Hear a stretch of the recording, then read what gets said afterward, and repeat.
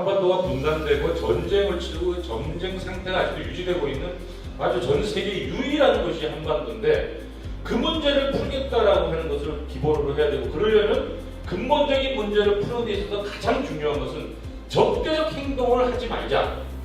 적대적인 행동을 하지 않는 것을 기준으로 그때부터 모든 관계를 풀어나가는 거다. 근데 적대적 행동의 1번이 뭐겠어요?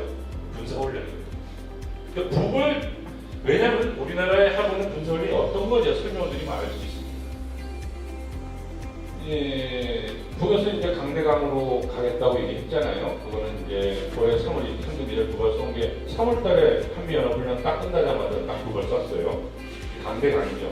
너희들이 우리를 상대로 하는 그런 군사훈련 한다면 우리도 언제든지 붙을 준비가 되어 있다라는 걸 보여주는 거죠.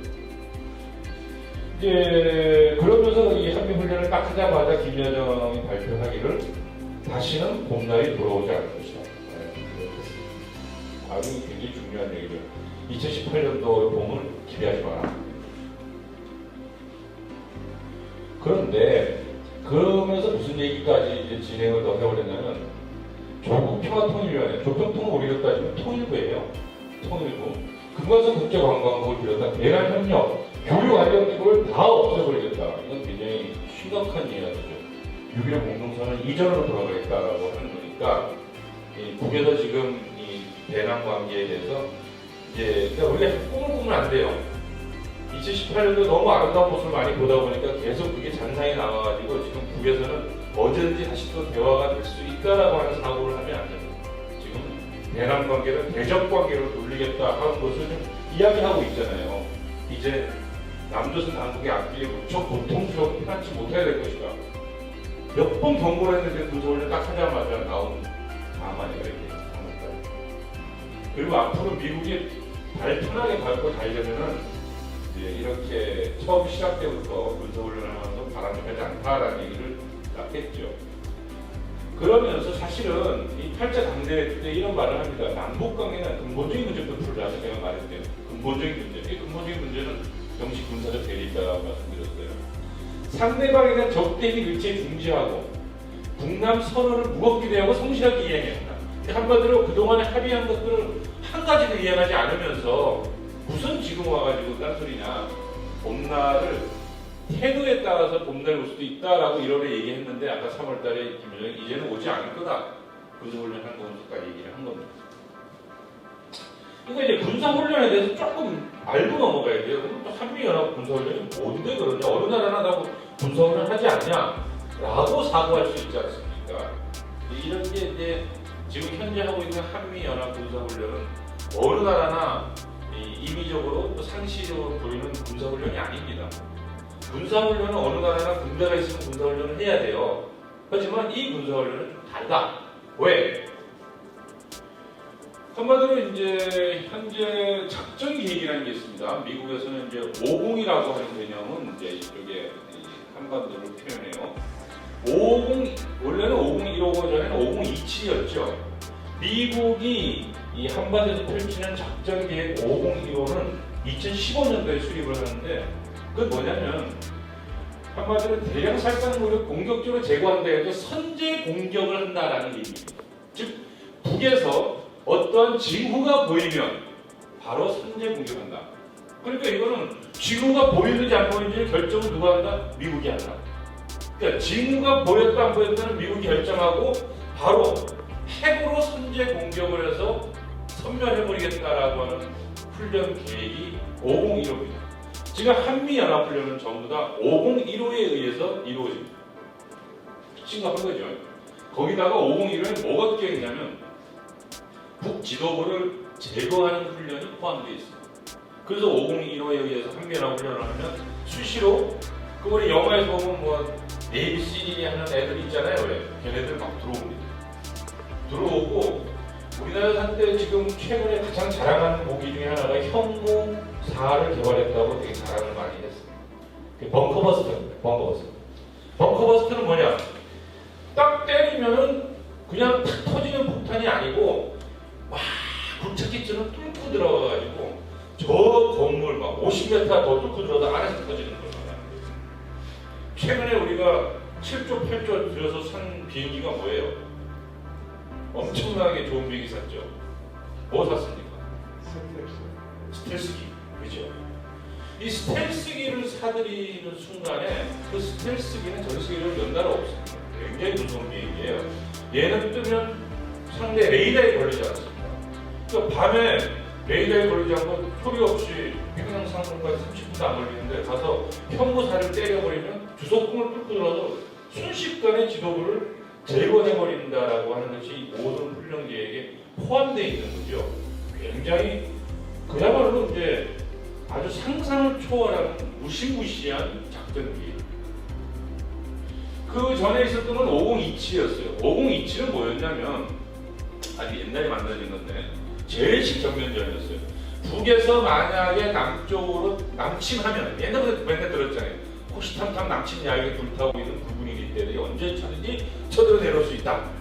그럼 이제 그럴 때 그것을 어떻게 일거에 제압하고 다시 미군 69만 명이 들어와가지고 북을 완전히 점령하는 프로그램이 5027입니다. 그러니까 공격하면 남침에 대해서 대응하고 역공하는 이게 계획이었는데 이게 2015년도부터 바뀌었어요. 이제는 남침하지 않아도 먼저 북을 치는 훈련이 5015가. 근데 이제 이 군사훈련을 할 때 미국에서 말하는 소위 말하는 전략 폭격기라는 게 있습니다. 이제 비어필 랜서, 검은 백조라고 부르는 비어필 랜서가 있고 B2 스텔스기, B52 전략 폭격기. 얘네들이 주로 이제 괌엔더스 공군기지에서 이동을 해와요. 그런데 여러분들 알다시피 굉장히 전폭기들은 엄청난 양의 무기를 싣고 있기 때문에 굉장히 겁나게 하지만 느립니다. 굉장히 느려요. 그런데 그 중에서도 느리지 않은 것이 하나 이게 비오비렌스. 얘는 마하로 나가요. 마하가 얼마죠? 초속? 마하 1이 얼마입니까? 마하는 음속입니다. 음속. 음속은 초속 얼마죠? 모르면 모르다 그러다 몰라요. 초속 340m. 이게 우리 다리 초중 중고등학교 때 까먹었죠. 초속 340m니까 왜 우리 섹셀이라 해야 되는데 제트기 보면 와 소리 여기까지 되게 잘 가고 있잖아요. 소리보다 빠른 게 마하거든요. 근데 얘는 전폭기인데 마하로 날라요. 그래서 유명해요. 스텔스기가 또 동원되거든요. 그런데 이 비오미랜서는 얘가 왜 무서우냐면요. 얘가 훈련하면 가끔 한반도 상공에 등장 한 2대씩 들어오는데요. 얘한테 뭐가 실을 수 있느냐. 저기 히로시마에 떨어졌던 그 리틀보이 같은 규모의 핵폭탄 2,000개씩 싣고 다녀야 하는데 이런 게 2대씩 막 들어온다고요. 그러니까 한마디로 거기에 핵무기를 싣고 오느냐 싣고 오느냐 아무도 몰라요. 한마디로 하는 우리는 몰라. 얘네만 알아요. 이게 뭐 우리나라의 운명은 우리나라가 책임질 수 있는 게 아닌 거죠. 이게 비오피렌서거든요. 이런 애들 들어오죠. 그리고 이제 항모 전단이 수시로 뜨잖아요. 항모 전단은 뭐냐면 항공모함에다가 그 외에 핵 잠수함, 이지스 구축함, 뭐 이제 이런 애들이 쭉 세트로 같이 다니는 게 항모 전단인데 전 세계 항모 전단이 있는 나라는 미국하고 러시아밖에 없습니다. 러시아가 딱 하나 있습니다. 항모 전단. 미국 10개가 있습니다. 항모 전단이. 항공모함이 어떤 때 2대씩 들어와요. 도대체 이 좁은 한반도에 이 항공모함 한 대면은 여기 있는 이 핵무장력 갖고는 북을 30분 안에 초토화시킬 수 있다면 많은 양을 가진 이런 것들이 쭉 들어오죠. 그러면은 북은 굉장히 고통스러워합니다. 군사훈련 기간이. 여러분들 알다시피 북의 수많은 군인들은요 일상시기에 전부 다 건설 노동자로 취직해요. 그래서 전부 다 아파트 살림집 새로 짓는 운동이 막 벌어지고 있잖아요. 북에 지금 막 평양에 만호 짓고 있고 뭐 검덕지구 짓고 어디 짓고 막 짓는단 말이죠. 그러면 그 모든 건설 현장이 다 마비됩니다. 다시 다 군인들이 또 꽉 하고 들어가야 될 거 아니에요. 무장하고 들어가야 돼요. 그러니까 북의 경제 계획 경제인데 하는 계획 경제를 망가뜨리죠. 굉장히 고통스럽게 만들어버리는 거지 훈련이. 뿐만 아니라 전 세계에 있는 모든 전쟁 상황은 훈련하다가 납니다. 원래 훈련 때는 다 이 무기들을 무장하기 때문에 일촉즉발, 특히나 한반도는 언제든지 비무장지대가 있고 빵 하고 전혀 상상하지 못한 곳에서 전쟁을 다시 시작할 수 있는 곳이 바로 한반도거든요. 그래서 한반도의 전쟁 위협은 굉장히 심각해서 이런 전쟁 훈련을 하면 안 됩니다. 해서는 안 되는 훈련이에요. 이 훈련은 영구히 중단시켜야 되는 훈련이거든요. 왜? 타깃이 분명한 거예요. 아까 내가 일상적인 군사훈련은 타깃이 분명하지 않잖아요. 그냥 포를 새로 만들어서 포 훈련해야지. 미사일을 새로 개발해서 미사일 개발 어디 잘 갖다 맞는지 한번 해야 되는 거지만 얘는 그런 게 아니에요. 얘는 타겟이 분명하고 적 지도부를 정확하게 제거하는 것까지 딱 계획이 나와 있는 훈련을 하는 거예요. 그러니까 북에서 입장에서 보면 전쟁을 한다는 소리지. 붙자는 소리잖아요. 북에서는 그런 훈련 안 해요. 남을 목표로 내지는 뭐 저 미국을 본토로 하는 훈련하지 않습니다. 일방적으로 일주에서만 하고 있는 거예요. 그것도 매년 한두 번도 아니고 시도 때도 없이. 그래서 우리 그러면서 뭐라잖아요. 매년 한단 말이 연례적인 방어 훈련이다 이런 말을 해요. 그러니까 이제 뭐라고 얘기를 해드리려고는 역시 또 김현정이죠. 연례적이고 방어적이고 실기동 없이 뭐 컴퓨터 모의 방식이라고 자꾸 하는데 이거는 정말 천년피다. 우리는 이렇게 얘기해요. 지금까지 동족을 겨냥한 합동 군사연습 자체를 반대하였지 연습의 규모나 형식에 대해서 논의한 적은 없어요. 한마디로 우리는 형식이나 규모를 얘기하는 게 아니다. 너희는 지금 동족을 겨냥해서 싹쓸이 하겠다는 훈련을 하고 있다. 근데 잘 보세요. 훈련이라는 표현 쓰지 않습니다. 근데 연습, 엑서사이즈라는 거예요. 아니 스텔스기로 갖다가 그렇게 많이 사들였는데 당신들 그거 농약 뿌리려고 쓴 거 아니지 않냐 이런 얘기예요. 한마디로 이 스텔스기의 타겟은 정확한 거잖아요. 바로 북이잖아요. 이 스텔스기로 한두 개를 사는 것도 아니에요. 진짜 엄청난 양을 사들였죠. 그래서 이 군사훈련을 이렇게 자꾸 올해 3월을 했고 올해 8월도 지금 상태로 가면 할 것 같아요. 왜냐하면 이번에 미국 가가지고 한미 정상회담 하는데 내용에 보니까 뭐 군사적 태세를 서로 손잡고 잘해야 된다라는 이야기를 많이 하고 있더라고요. 보면서 아 이거 심각하구나라는 느낌을 받았습니다. 자화자찬하면서 최고의 성과를 누렸다고 하는데 최고의 성과를 누렸다고 하는 것 중에 하나가 뭐가 있냐면 한반도 비핵화라는 표현을 쓰게 됐다라고 하는 것은 굉장히 성과라고 보고 있어요.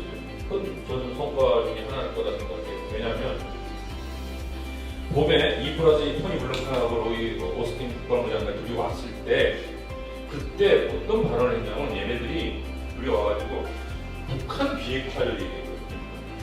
이게 한반도 비핵화와 북한 비핵화의 차이는 뭐 굳이 설명하지 않아도 알 거 아닙니까?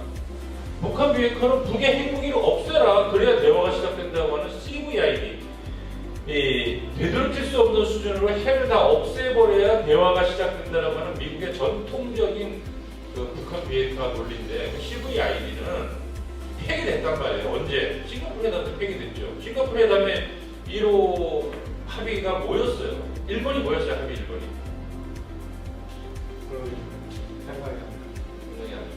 그게 중요한 거예요. 아셔야 돼요. 왜냐하면 지금까지 미국과 북이 맺었던 합의들의 특징은 항상 1번이 뭐였냐면 북의 핵 활동, 동결, 핵의 활동을 중단한다가 1번이었어요. 그리고 2번이 뭐였냐면 거기에 대해서 미국은 이렇게 보상한다. 제 첫 번째로 북미 간에 맺었던 합의가 뭐가 있었죠? 94년도에 제네바 합의가 있었죠. 제네바 합의도 1번이 그거였어요. 연결에 있는 핵시설 가동을 중단한다였어요. 1번이. 그러자 거기에 대해서 보상을 어떻게 한다? 여기에 따라서 이제 전기가 부족해질 테니 앞으로 경수로에는 원자력 발전소 2개를 10년 안에 지어주겠다. 그럼 10년 동안은 중단되어 있는 만큼 매년 중유 50만 톤씩 줘서 화력 발전으로 해라. 이게 제네바 합의였어요. 그리고 나서 이제 상호 안건이 뭐냐면 그 약속이 잘 지켜지고 상호 신뢰가 높아졌기 때문에 관계를 개선하고 평화협정 맺고 국교를 수립해서 블라블라블라 잘 살아보세요. 이런 거 하는 거 아닙니다. 그게 북미 간의 합의 이런 거죠. 그 이후에 있었던 일본이 뭐 2007년도에 있었던 2.13 합의라든지 2005년도에 9.19 합의라든지 다 첫 번째는 북의 핵시설들의 가동 중단이었어요. 근데 요번 2018년도 6월 10일에 있었던 싱가포르 회담은 전혀 달라요. 1호가 뭡니까? 관계를 개선한다 그랬어요. 북미 간의 관계를 개선한다. 이거는 북이 그동안 수십 년을 요구해왔던 것을 받아들여준 거죠. 즉 핵무기를 먼저 없앤다가 아니에요. 관계를 개선하고 국교를 수립하는 것을 한다. 그리고 거기에 발맞춰서 2번 뭐 한다? 한반도를 비핵화한다. 한반도 비핵화는 북한 비핵화와 달리 이 미국의 핵 전략 자산들이 전개, 아까 쭉 전략 자산 제가 보여줬잖아요. 그걸 한반도에서 전개하지 않겠다는 거죠. 핵 항공모함 들어오지 못하고 그리고 비용비 낼 수 있던 거 한반도 배치 못하고 그야말로 한반도 안에는 핵을 실은 것들은 다 못 들어온다가 한반도 비핵화죠. 그래야 북의 핵도 없을 수 있다. 이게 이제 가는 거거든요. 근데 이 사람들이 정권이 바뀌자마자 첫 번째 오자마자 했던 얘기가 뭐라 그랬어요? 북한 비핵화를 끄집어냈단 말이에요. 2+2 회의에서. 그래서 내가 얘네들이 완전히 거꾸로 가는구나. 트럼프는 있잖아요. 사실 엄청난 그 일을 한 사람이죠. 이 사람은 알다시피 비주류죠, 비주류. 미국의 정치권으로 본다면 트럼프 같은 사람은 앞으로 두 번 다시 탄생하지 않을 겁니다. 왜냐하면 미국의 정치권은 대충 이제 상원 의원이나 혹은 주지사를 해야 대통령이 되거든요. 근데 상원 의원이나 주지사를 하려면 오랜 세월 동안 어떻게 해야 된다? 그야말로 워싱턴 정가에서 장뼈가 굵어야 가능해요. 그러니까 이제 우리로 따지면 여의도 정가인데 예전에 우리 왕회장이 한번 대통령 나올 때 이랬어요. 여의도 정치는 믿지 못하겠다. 맨날 돈만 뜯어가고 내가 차라리 직접 하는 게 돈 안 뜯기고 좋겠다 해서 대통령 나왔단 말이에요. 왕회장은 똑같은 사고를 하는 사람이거든요. 워싱턴 정가에 있는 저 새끼들은 민주당이든 공화당이든 다 도둑놈들이다. 내가 직접 해보겠다고 했더니 제가 베풀었어요. 이 사람은 평생 정치라고는 안 해왔던 부동산 업자였거든요. 이 사람이 되고 나니까 이 사람은 이제 그동안에 했던 방식대로 안 하고 나는 오바마가 했던 건 난 절대 따라가지 않아. 그래서 오바마는 뭐 했어요? 전략적 인내 전략이라고 말도 안 되는 이상한 전략을 가지고 전략적으로 인내한다. 아무것도 하지 않는 게 전략적 인내죠. 그냥 맨날 봉쇄해가지고 북을 망해라. 망해라. 북만 때문에 맨날 망하라. 근데 안 망했죠. 북이 안 망했지. 그 악마라고 불리우던 북의 지도자를 3번이나 만난다. 전무후무하죠. 그랬는데 그 사람을 악착같이 결국은 마지막 부정선거까지 막 갈등이 일어날 때는 다양한 방식으로 트럼프를 내려앉혀버리죠. 누가? 소위 말하는 주류들입니다. 이제 주류들이 만든 사람이 바이든인데요. 바이든은 누구냐? 바이든은 주류 정치 세력이에요. 주류 정치는 뭐냐? 미국의 주류는 군산복합체예요. 군산복합체가 뭐냐? 군수무기 로키드 마틴이 미국의 주류라는 소리입니다. 얘네들은 전 세계 전쟁이 있어야 먹고 사는 사람들이고 군산복합체를 중심으로 그냥 여야 가릴 거 없고 민주당 공화당 갈 거 없이 좀 잘 나가는 정치들은 다 건네줍니다. 양쪽 다 대줘요. 누구도 대통령만 되면 돼. 그럼 대통령 보고 자 우리 무기 사. 그래가지고 빨리 어디 가서 전쟁하면 때려. 자기들 무기를 계속 써야 되기 때문에 한반도가 평화로워지면 안 되는 세력들이에요. 이 사람들은 끊임없이 한반도가 전쟁 위험이 있어야 먹고 산단 말이에요. 그들이 뉴욕타임즈나 CNN 등을 쫙 움직이거든요. 움직이고 그 진보 보수 개념도 없어요. 그냥 오바마, 힐러리 클린턴이든 폼페이오, 존 볼튼이든 다 얘네들 군산복합체 애들에 의해서 움직이는. 그래서 얘네들 딥스테이트라고 보통 부르죠. 그러니까 한마디로 이제. 그런데 얘네들이 결국은 이제 트럼프를 너무너무 꼴고 있었던 트럼프를 내려앉혀버리고 다시 이제 바이든을 등장시킨 거죠. 근데 뭐 트럼프는 대신에 이제 워낙 이제 깡패짓을 막 하긴 했어요. 돈 내놔! 그러니까 아메리칸 퍼스트라고 하는 게 딴 게 아니라 미국의 위기를 묘사하는 거잖아요. 그러니까 미국의 위기의 산물로 트럼프가 등장하는 것이지 트럼프 때문에 미국의 위기가 온 게 아니거든요. 그러니까 바이든도 똑같이 미국의 위기 앞에 놓일 수밖에 없어요. 미국이 워낙 좀 경제적으로 무너졌죠. 군사 패권도 좀 힘들죠 하니까 그 아메리카라도 잘 살아보세요 하게 트럼프가 내세웠던 건데 바이든도 똑같이 아메리카 퍼스트를 내세울 수는 없으나 그 위기 속에서 바이든도 크게 다를 바 없을 거다라고 하는 것은 분명합니다. 바이든이 근데 이제 4월달에 의연설을 해요. 외교와 단호한 억지력 두 가지를 얘기하고 있는데 훈수 뭐 국회 인권 상황 건들고 또 핵위협에 대처하겠다 이런 얘기를 해서 북에서 자꾸 실수도 하네. 당신들이 우리 인권 얘기 자꾸 건드는 것은 그것은 한마디로 말해서 우리의 이 체제에 대해서 그리고 우리 지도자에 대해서 모독이다 이런 표현을 쓰게 됩니다. 그런데 보세요. 지금 이제 미국의 정책을 보면 첫째는 대북 적대 정책의 변화를 일으킬 가능성이 현재로서 없습니다. 잘 봐야 돼요.